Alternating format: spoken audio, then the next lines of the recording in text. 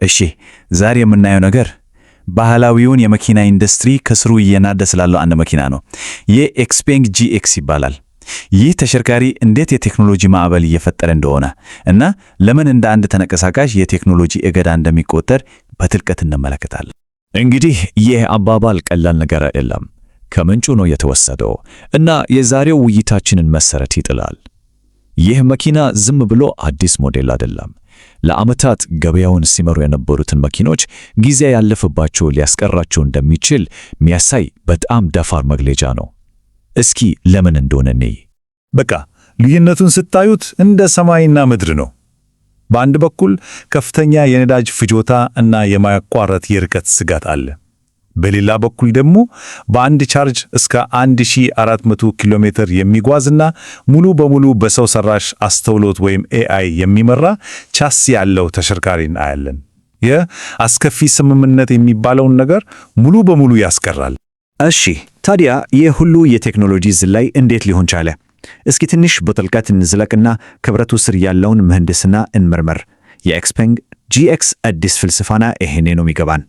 እስኪ የመኪናውን ግዙፍነት አስቡት። ከ5.2 ሜትር በላይ ርዝመት እና ክብደቱ ደግሞ ወደ 3 ቶን ይደጋል። በተለምዶ እንዲህ አይነት ተሽከርካሪ ቀልጣፋና ኢኮኖሚያዊ መሆን በቃ አይታሰብም። ግን ኤክስፔንግ ጂኤክስ ይሄንን ሕግ ነው የጣሰው እና ይህ የምህንድስና ስኬቱን የበለጠ አስደናቂ ያደርገዋል። እና ይህን ሁሉ ነገር ያስቻለው የመጀመሪያው ቁልፍ ፈጠራ በኤአይ የሚመራው ዲጂታል ቻሲው ነው። እዚህ ላይ ነው ከባድ ብረትና ዘይት ወደ ቀልጣፋ ሲሊኮንና ሶፍትዌር የተደረገውን ትልቅ ሽግግር የምናየው። በቀላል አማርኛ ስቲር ባይ ዋየር ስንል መሪውን ስናዞር ጎማዎቹን የሚያዞሩ የድሮ አይነት የብረት ዘንግ የለም ማለት ነው። በቃ የለም። በምትኩ ልክ የቪዲዮ ጌም ኮንትሮለር እንደምንጠቀመው ትዕዛዙ በዲጂታል ሲግናል ነው የሚተላለፈው። የስርዓት ተሙን ዝም ብሎ የተሰራ አይደለም። የአውሮፕላን ደረጃ ቴክኖሎጂ ነው የተጠቀመው። ለምን ይመስላችኋል? ዋናው ነገር ደህንነት ነው። ልክ እንደ ዘመናዊ አውሮፕላን አንዱ ስርዓት ብልሽት ቢያጋጥመው ምንም ችግር የለም፣ ሁለተኛው የመጠባበቂያ ስርዓት ወዲያውኑ ስራውን ይረከባል። በተጨማሪም ከፍተኛ ፍጥነት ያለው የኢንተርኔት ግንኙነቱ ከመሪው የሚላከው ትዕዛዝ እና ከጎማው የሚመጣው ምላሽ መካከል ምንም አይነት የጊዜ መዘገየት እንዳይኖር ያደርጋል። በቃ ቅጽበታዊ ነው። ልዩነቱን በደንብ እንመልከት። በድሮ መኪና ውስጥ መንገድ ላይ ያለውን እያንዳንዱን ጉድጓድና ንዝረት እጃችን ላይ ይሰማናል። እዚህ ላይ ግን በቃ ጸጥታ ነው። ምንም አይነት ጫጫታ፣ ንዝረት የለም። ከሁሉም በላይ ደግሞ የመሪው ባህሪ በሶፍትዌር ይቀያየራል። ለምሳሌ ከተማ ውስጥ ፓርክ ስናደርግ መሪው በጣም ቀላል ይሆናል። ሃይዌይ ላይ በከፍተኛ ፍጥነት ስንሄድ ደግሞ በጣም የተረጋጋ እና ጠንካራ ያለ ይሆናል። ይህ በሜካኒካል መሪ በፍጹም የማይቻል ነገር ነው። እና የዚህ ሁሉ ቴክኖሎጂ ውጤቱ ምንድን ነው? አንድ 30 ቶን የሚመዝን ግዙፍ ተሽከርካሪ በጠባብ የከተማ መንገዶች ላይ ልክ እንደ ትንሽ ሃችባክ ቀልጣፋ እና ለመቆጣጠር ቀላል ይሆናል። የሚገርም ነው። እሺ መሪው በጣም አሪፍ ነው፣ ግን መሪው ሊያልፎ የማይችለውን ጉድጓድ ወይም ጉብታ ሲያጋጥመውሳ ቻሲው እንዴት ነው የሚቋቋመው? ይህ ደግሞ ወደ ሁለተኛው የዲጂታል ቻሲው አስገራሚ ክፍል ይወስደናል። የእገዳ ወይም ሰስፔንሽን ስርዓቱ። ይሄ እንዴት እንደሚሰራ ስሞ በጣም አስደናቂ ነው። አንደኛ መኪናው ላይ ያሉ ላይዳርና ካሜራዎች ከፊት ያለውን መንገድ ያለማቋረጥ ይቃኛሉ። ሁለተኛ አርቲፊሻል ኢንቴሊጀንሱ ያንን መረጃ ተጠቅሞ የጉድጓዱን ወይም የጉብታውን መጠንና ጥልቀት በትክክል ይተነብያል።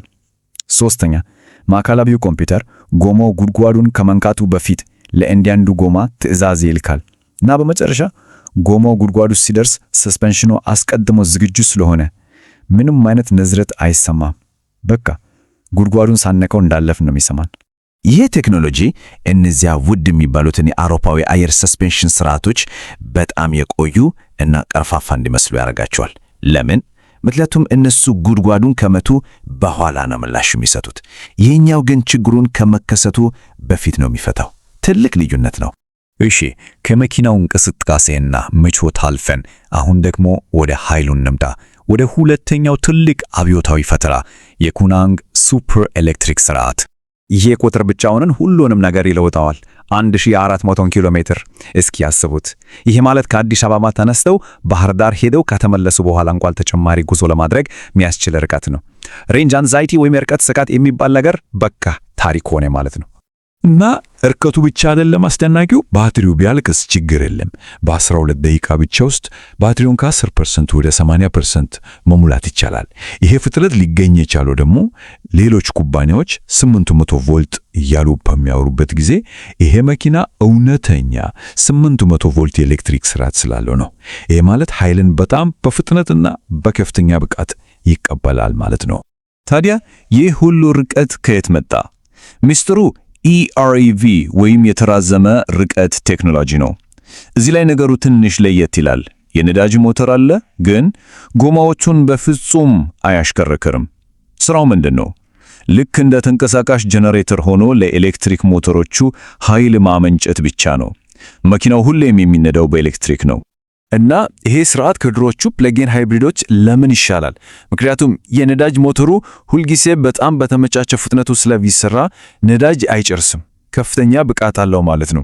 በተጨማሪም ከባድ የማርሳትን እና ሌሎችም ነገሮች ስለሌሉት የኃይል ብክነት ይቀንሳል፣ ክብደቱም ይቀንሳል።